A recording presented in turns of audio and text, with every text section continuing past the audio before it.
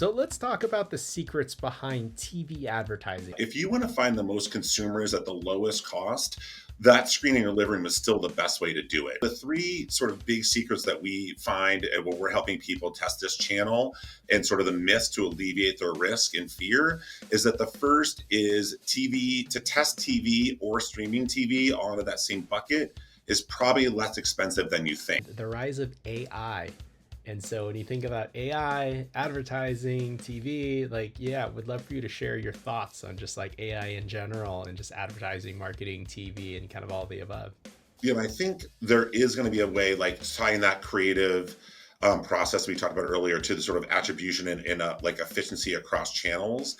I think looking at the omnichannel approach that you mentioned earlier and saying, okay, I'm spending a bunch of budget in multiple channels. What is working best? If AI can improve that process, that ultimately is good for the advertiser and it makes us better on the agency side too, I think. So we're excited to sort of see what comes next. Would love to hear from you and put in the comments section. Would love to hear what your favorite TV commercial was. And actually, if you have any questions about TV advertising in general, and would love to see them and actually help us craft, future episodes and just sharing more valuable information. This is really, really good, Kris.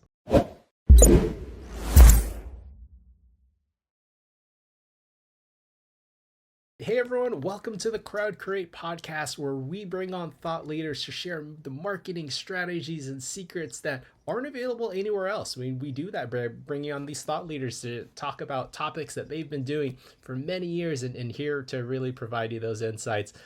Kris, would love an introduction from you. Jeff, great to be here. Thank you so much for having me. Super excited heading into the holidays to talk about growth marketing. A little bit of an area that what's old is new again in terms of television and connected television and how it ties into your entire marketing strategy. You see a lot of brands are still running a ton of that content and building their brands both on the brand awareness side and acquisition side. To a quick intro to start, my name's Kris Johnson. I run all the sales, marketing, and partnerships here at Intermedia. We are a full service advertising agency, but today we're not talking on the sales side, but more on the education side and how we can help clients, merchants, marketers of all sizes add different channels to their campaign to drive growth. Awesome. So let's talk about the secrets behind TV advertising. Almost everything you've learned in your career, they say on average in America, the US adult spends over 3 hours and 30 minutes watching TV daily. And we always hear about Super Bowl commercials and these big brands spending millions of dollars, the rise of streaming and everything going on. But yeah, just kind of share, Kris, like what's it like to be a brand, to advertise, what gets the best ROI, and just how you would go about it. Super interesting industry. And obviously the death of TV has been proclaimed for 5 or 10 years now. If you want to find the most consumers at the lowest cost, that screen in your living room is still the best way to do it, we have found for our clients. And so TV is no longer just that broadcast, cable box that some people have never had in their homes and our, Gen Xers and older have had over the years. But anything that you're viewing as you sit back on your couch in your living room, being at a streaming service like a Hulu or a YouTube TV or a linear television network like an A&E or an ESPN, that's basically all content, and we consider it all TV. So the three big secrets that we find, and Jeff, to your point, is that consumers are still watching more and more content year over year than they ever have. It's just they're watching it slightly differently. And so it's no longer the idea of like, oh, I'm watching Hulu when I watch The Real Housewives, or I'm watching Bravo from my cable provider. It's just I'm watching Real Housewives, and it doesn't matter where. And so the three sort of big secrets that we find and where we're helping people test this channel and sort of the myths to alleviate their risk and fear is that the first is TV. To test TV or streaming TV all into that same bucket is probably less expensive than you think. So you mentioned Super Bowl spots and everyone's like, it's a $5 million or $10 million spot for 30 seconds. You can actually test depending on the size of your existing marketing budget. You can test for a couple of weeks for less than $100,000. And so that's not nothing, but it's not $10 million either. So the idea that you need to have this massive advertising budget like a Coca-Cola or Toyota just isn't true. It's more cost effective than you think. The second myth is that TV and CTV are not measurable. So if you're doing deterministic marketing and attribution all online, which I know agencies like CrowdCreate are excellent at, like, hey, I know I spent $1 here and it drove this exact order down funnel, and TV and CTV can't do that. You actually can measure these mid and upper funnel tactics with attribution modeling. So there's partners out there that will do mixed media modeling. Or if a spot runs on one of the networks and you know those visits came from that network, you can actually attribute orders to a spot and measure it on a CPA or CAC basis, just like you would your other channels. There's a little bit more nuance there, but again, it is measurable. And then the third big secret as we help people test these channels is that you probably have existing assets in your online video and digital campaign that can be repurposed to run on television. So consumers are understanding concepts much faster than they used to, even 5 years ago with the uptick in TikTok and Snapchat. And so something that a 1 minute spot 5 years ago can now be a 30-second spot or even a 15-second spot. So if you sit back and look at your video assets on your YouTube or other digital marketing channels, it's quite likely you could use that as a TV or CTV spot. You don't have to go shoot $1 million campaign with a bunch of special effects to sell something on television. Nice. Kris, just over the last, say, couple of years, what were some of your favorite TV commercials or ad campaigns executed really well and just would say like that's kind of the standard for just a good, well-run campaign? Yeah, I think if you're looking at D2C disruptor brands and I'm putting this all in the performance category because none of us are going to do what Budweiser is going to do, I don't think. If you're looking at brands like a Manscaped or Viore, and brands that have run a bunch of sort of disruptive advertising that catches your attention, but also drives the consumer to take action. If you look at what Dr. Squatch did with their campaign a couple of years ago, where they made this amazing YouTube campaign, and then they drove it, and Pinnacle was the Super Bowl spot a couple of years ago. Now, you're not measuring the Super Bowl spot on a CAC basis, but you think about what that did for the brand in the years to come. And now, as they're growing out different verticals inside of their marketing mix, something like those D2C brands have done a really, really good job building out a brand almost from scratch, using an effective digital campaign to drive into CTV and television. So, and if you're watching TV now, linear or streaming, a lot of the spots are going to be D2C brands that are looking to build a name for themselves, either driving retail foot traffic or D2C acquisition online. Yeah. And I completely agree that it is very much omnichannel now. And there is those pinnacle of brands where, you see them on digital, but can go into the retail store and also see TV in this holistic approach. And so, yeah, when you think about TV and the kind of impression that it gives you, Dollar Shave Club, I felt defined the generation of the humor, funny videos, and then to go big time and whatnot. But yeah, just in general with TV. So how would you say is what's that impression, or what are brands looking to accomplish when they overall do TV? Is it that awareness or just the touch point, or why would they even choose TV advertising? I think a lot of brands, and it depends what your objectives are as a brand, right? So you can grow a brand sort of slowly and, reasonably profitably. And we've seen some D2C disruption over the past 3 or 4 years, but you're not going to see hockey stick growth unless you have more customers aware of what you're doing. So this idea of you could do digital only marketing, and a lot of campaigns have done that. And then you're end up almost refishing in the same pond because you're remarketing to the existing consumers that sort of already know who you are and what you're looking for you. So if you look at a brand like Hint Water as another example, where the brand's growing steadily, they're getting some retail presence, but no one really knows, why would I buy Hint over another bottled water? I've never heard of any of these. But when you start running a campaign on TV, it does a couple of things. It drives additional credibility for the brand. People are like, hey, they're on TV, they must know what they're doing. And it also gives a certain impression where you need to hit consumer a certain amount of times before they take some sort of action, either buying at retail or buying D2C. And it adds those impressions very cost effectively. So if you're running Meta only, you're sort of in this sort of walled garden of finding the same consumer who is interested in your product. But Jeff, to your point, You need to run lower funnel acquisition tactics, mid funnel sort of awareness and consideration tactics, but also upper funnel, which is going to be awareness, which pushes that acquisition, because a lot of marketers will optimize their campaigns based on the most efficient CAC. It's like this sort of almost like an addiction. And if you do that, all you're going to be running is search and social. And then if no one's looking for your product because you're not getting awareness at the top of the funnel, then that search and social completely goes away and the brand collapses. And so that's, I think, the biggest risk. I think one of the things also that you touched on earlier is managing a TV campaign, be it streaming or linear. You don't want people to see in the same spot over and over and over, which is one of the big risks in streaming. So my wife and I are watching a show recently on Hulu, and every ad pod had the exact same commercials in it, which actually makes people mad at the brand. It doesn't make you want to buy it. So the strategy around placing that media needs to be holistic too, right? So you need to make sure you're hitting them on the linear part of it, on the streaming part, and then also down funnel to drive that acquisition. Yeah, very cool. And then, so what are some of the call to actions, or even just that feeling that somebody would get when they watch that TV commercial to get them to kind of cross the finish line? Or like, yeah, what are some of the campaigns that you've seen that does that really well? We've done some A/B testing for campaigns like the Books over the years too, and any call to action needs to drive a sense of urgency with the consumer. And then, contrary to popular belief, we didn't invent D2C like 6 or 10 years ago. It's been around for decades. It was just a different form of getting the order, even back to the old school, toll-free numbers. But you need to give the consumer a reason to do it now. So any reason to do it now, if you say something like free shipping, if you say something like 20% off your first order, or get a free sample for the D2C, anything, and you'll see that most of the spots now, if you're running a 30-second spot, are going to have that first 23 seconds is setting up the brand, telling you why they're awesome, having that funny joke, whatever you referenced earlier. But the last 7 seconds usually are going to be like, this is where to go buy it. This is why you should do it now.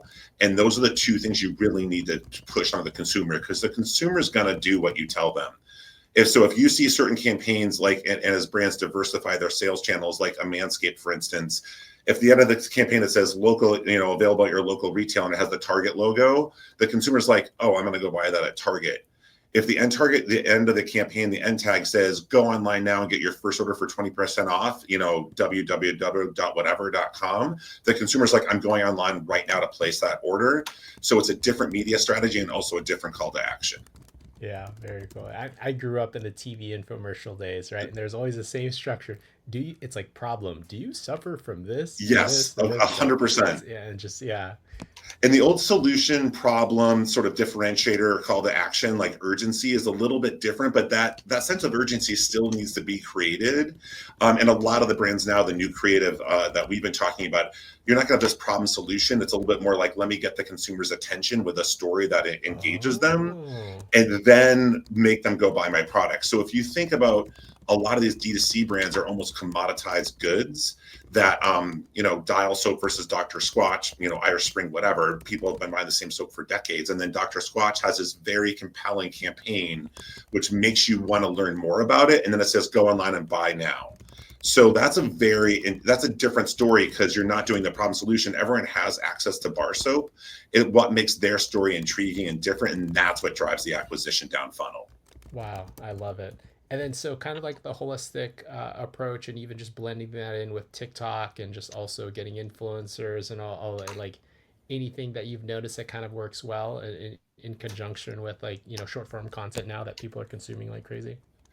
Yeah, there was a little bit of a trend with like UGC being, you could actually use UGC online and then push it up funnel to TV and CTV.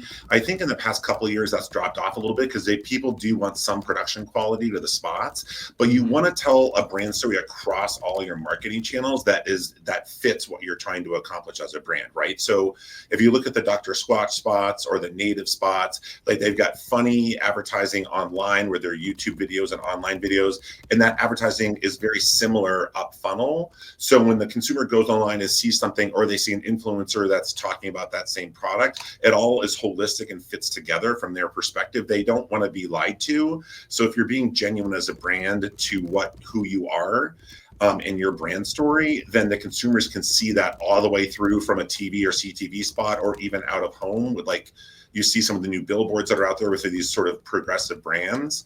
And then all the way down, when you go on their website, they have the same language, the same imaging, and the same sort of brand story.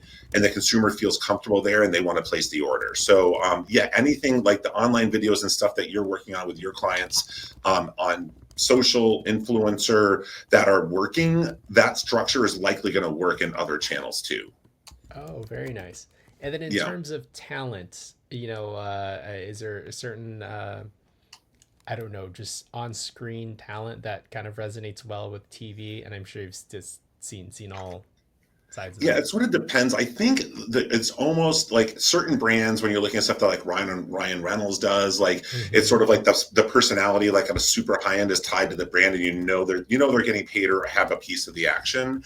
I think most of like the quote unquote regular spots that people are running, I think again the personality, it has to sort of fit the brand story. So if you're a new disruptor brand that's sort of funny and that has a new product that you want to get in people's attention, like the actor or actress in that spot to sort of fit that persona. But if you're trying to sell health insurance or something that's a little bit more serious, you want to sort of have that more sort of educated look and feel like not an authority, yeah, like an authority figure. So but I think influencers, and I think like Snapchat and TikTok are making a big difference in what consumers are, how they're used to being sold to, because it's a personal connection with that performer. And so I think that fits in those other upper funnel video assets too. So think about podcasting as an example. Podcasting oftentimes is the first non-deterministic channel that people test after they do digital only. And those live reads from the host, if you're listening to Pod Save America and they're doing a live read for Indochino, you're not skipping that spot. And so you need the consumers to want to hear the story. So you have to catch their attention early with your content and your creative and your actor or actress. Very nice. Yeah. I mean, you hit it definitely on like seeing whoever's on screen as an authority figure, and even for the brands. And what I noticed, like a lot of successful startups, they'll raise a bunch of money from investors and then they'll start buying TV ads. They'll start doing subway ads when you're walking down the metro. And this was like for your hot shoes, like Allbirds, or your Yep. away luggage, and it just puts you in this certain caliber of company, and the perceived value of even the product itself is it sets you apart. Yeah, and I wear True Classic tees, so I don't work with them in advertising side, but also like them as a brand. But the idea of being like the story being like it's not you, it's your T-shirt, that Uh-huh. resonates with their audience, right? And they've got this sort of tongue-in-cheek, very good advertising driven around selling T-shirts and related clothing. But you're right, when the investors, especially if you're getting VC or PE money, and they're like, we need to see rapid growth to have whatever that next step is in our business journey, be it an exit or IPO, whatever that is.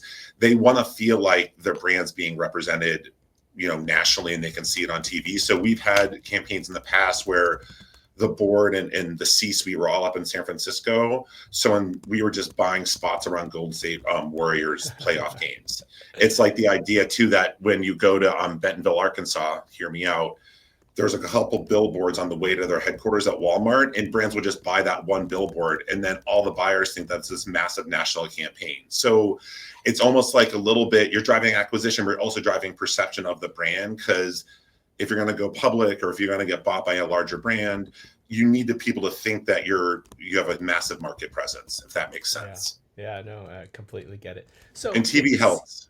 yeah, no, absolutely. So if a CEO and CMO, right, they're kind of setting their goals. What are the most frequently asked questions that you get as a provider of TV advertising that the CEO or CMO would ask you about, The running a the campaign? most important question, because everyone wants every channel to do everything, right? So it's like, well, what do you want to do if you're going to test TV or run a TV campaign or scale? What do you want? Well, we want to build brand, we want to build retail sales, and we want to build D2C sales. And you're like, well, what's most important? Uh-huh. And the C-suite, and most importantly, the CFO, because they control the purse strings oftentimes with the board and the CEO. How soon can I see a return on this investment?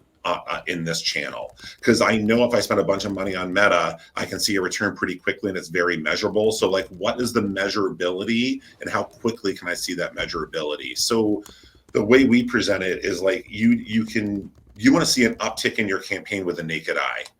And so your attribution and your analytics team has to pull out other factors. Like if you have a big PR push or you're increasing spend in other channels, you need to address that in your attribution modeling. So I think the most important question is, how much does it cost to get started? And then how quickly am I going to know if it's working? And those are going to be different answers for different objectives, but almost everyone's that we're talking to's first objective is driving sales online. What's my cost per visit and cost per acquisition and CAC? Those are the things that really drive the campaign. And then once you can prove that, then it's interesting to get brand awareness and other things. But you need to show direct activity from the spots in the campaign to really prove it to the C-suite and the board.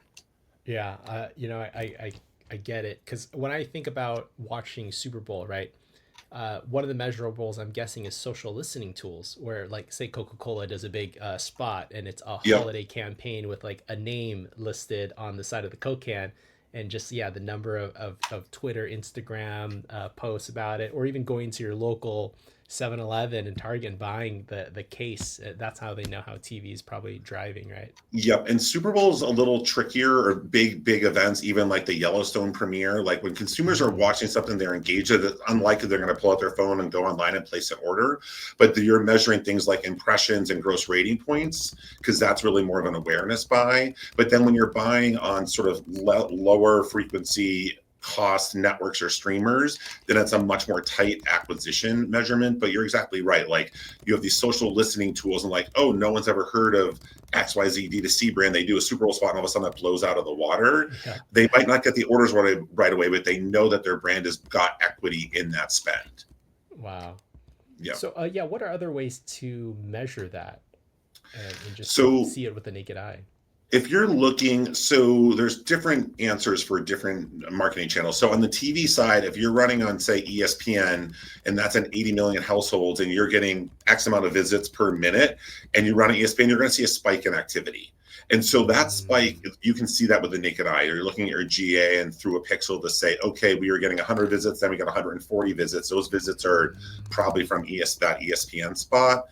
On the connected side, you're looking at down funnel activity from the consumer after they've been exposed on the TV on the wall. So I see something TV on the wall. I'm device mapping. The agency is device mapping the household to know every device that's on that IP address or like user login. If you're logged into YouTube on your phone and logged into YouTube on your TV, it's the same consumer. Then you're serving them sequential messaging on those secondary devices that drive acquisition. So you'll see what Amazon's doing on Thursday Night Football now, and you're looking at QR codes in different ways to show that direct access. But you want to be able to say, okay, Kris saw this commercial on his TV on Thursday, and then on Saturday he placed the order after he serves them 2 display ads. You're going to credit the spot on the CTV to that initial exposure. And that's why this mixed media modeling is so important, because you might have got 100 orders yesterday, but from all your marketing partners, there's 130 in the end of the day reporting, and that doesn't make sense. So you need to sort of make sure you're allocating those orders properly across channels. Wow. Yeah, Yeah. that's interesting. So Yeah. how do And if you, you, well, oh, sorry. go for it. Oh, go And for I it. was going to say, if you're looking for, that's D2C. On the retail and brand side, like you can do things like foot traffic studies. So you're saying, listen, we're going to run a spot and there's 10 markets. We're going to pick 5 and run a spot in those markets. And then doing things even like a consumer that saw a spot in one market and their phone goes into that store in the next 7 days, you can credit some foot traffic to the actual spot based on geo fencing and geolocating that phone after it was exposed to the TV on the wall. Wow, that's great. Yeah. Um, It's a little Kris, scary, but people do it all the time. So that's out there, just so everybody knows. yeah. So, I guess that's a good segue into scary, and just technology is just incredible what you can do nowadays, and the rise of AI. And so when you think about AI, advertising, TV, like, yeah, would love for you to share your thoughts on just like AI in general and just advertising, marketing, TV, and kind of all the above. Yeah, I think there's this very interesting, and like 2 years ago, if you go to some of the industry events, it was all about the metaverse and Web3. And Yeah. then this year, it's all about AI and how it's going to disrupt. And I think it will make a big difference in the industry. I think there's a few different places it touches. The first is going to be on the creative side, which is a little bit outside of my area of expertise, but you can go on now. And I think one of the big brands in the past couple of weeks made an entire 30-second spot all with AI. I don't know if they ran it, but the idea being like, listen, if we want to test 10 different creatives, we don't have to do 10 different shoots. We can make one and be like, make variations of this, and AI can come back with different creatives, which is pretty interesting. And then I think the other area that's going to impact TV and digital and sort of everyone that's going to be interested in this is going to be that budget allocation across channels. You know, every agency or every marketing channel says we performed this way, and audio is going to say we perform that way, and digital is going to say we perform that way. I think we're getting to this inflection point where you can push all of this data into an AI platform, whatever that is, name to be determined, and really get a little bit more granular in terms of optimization and media budget allocation. So if TV and CTV are part of your budget, as are out of home, as is podcast, as is digital and social and Pinterest and TikTok and everything under the sun, and you say, listen, these are all the people that place orders in December, and here's all the advertising we sent to those, even if you're not using PII, but in these markets, and this can be able to sort of spit out should be your budget allocation for next month or next year. So I think those are the two biggest areas. It's going to be planning and measurement, and then optimization as you're looking at attribution modeling. Yeah, that's great. Yeah. So it was actually Coca-Cola that had Thank you. AI I knew in you would know. That's why I brought it yeah. up. Perfect. And it created some controversy because like yeah, it was AI generated. And yeah, there's other brands too that are testing the waters, some being more cautious with AI and other ones that are kind of leading the way. Yeah, there's always going to be you can't predict the future, obviously. There's always going to be a role in sort of the person vetting that information in terms of the attribution and measurement side. But if you have a team of a ton of analysts right now on any agency, and that can be cut down 70 or 80% because you have a bunch of AI and then a few analysts sort of vetting and double checking things, I think that's going to make a big difference. And so I guess we'll see where it lands. There was that big insourcing trend about 10 years ago where big spenders were taking all the agency work in-house and saying, we're better to do this agency work ourselves. And then after a few years, a lot of them, they're like, we should work with agencies because they're experts in the industry. So I think we'll see. I think AI will have a big impact, but it's not going to just tear the industry to the ground like I think some people are concerned about, or I would hope not. Yeah. And yeah, I think always, humans are very adaptable with every technology change. And, you've seen it before. It's scary with the internet, scary with the tractor coming out and taking farmers' jobs. But yeah, and we see it as just kind of a fun new creative medium to kind of implement in your strategy. I think there is going to be a way like tying that creative process we talked about earlier to the sort of attribution and like efficiency across channels. I think looking at the omnichannel approach that you mentioned earlier and saying, okay, I'm spending a bunch of budget in multiple channels. What is working best? If AI can improve that process, it ultimately is good for the advertiser, and it makes us better on the agency side too, I think. So we're excited to sort of see what comes next. Yeah, absolutely. Yeah. So I guess for you as an agency, like what tools have you been using that you find really helpful in working with just, or that's working to help you do your job better? We have our own attribution platform here, and a lot of agencies do. So like we think we do a little bit better than everybody else, but everyone thinks that. So we're biased. But the idea too of, I think we're implementing and just sort of at the front end, and I think a lot of agencies are a little slow to pivot. But we're using some of that AI to help streamline that analytics and attribution process. And then we're meeting with, AI platforms and also consultants now that are sort of springing up saying, hey, there are dozens or hundreds of AI platforms. These are the 3 or 4 you should use as an agency. And so we're sort of in the process of vetting some of those opportunities. But I think the biggest area for us on the CTV and TV side is on the attribution and measurement. Less so on the planning. You take that attribution and optimize it, but still our people are involved in that planning process. Yeah. If you had a dream tool, like what would it be for AI to do? I know that there's like these AI marketing agents now to be able to do a bunch of things like that. What would it do?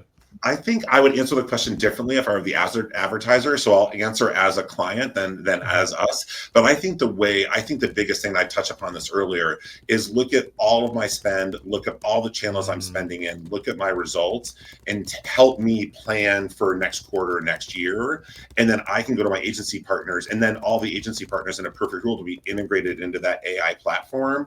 The data goes in there automatically, and then it goes to the advertiser to help them direct the agencies to plan that upcoming quarter, year, whatever it is. So I think, selfishly from our side, it would be streamlining attribution and measurement, and then taking in, ingesting data from like an ACR partner that says, listen, Kris Johnson saw this spot on TV twice last week and on CTV 3 times. And we know that someone in his demographic, places the order after the 7th impression. So let's serve him 2 more connected TV spots to get him over the line. I think that stuff, when you start tying viewership patterns with the actual measuring ACR in terms of, auto content recognition, and then driving that to help us plan to make our clients more efficient, I think that would be the best next step for us.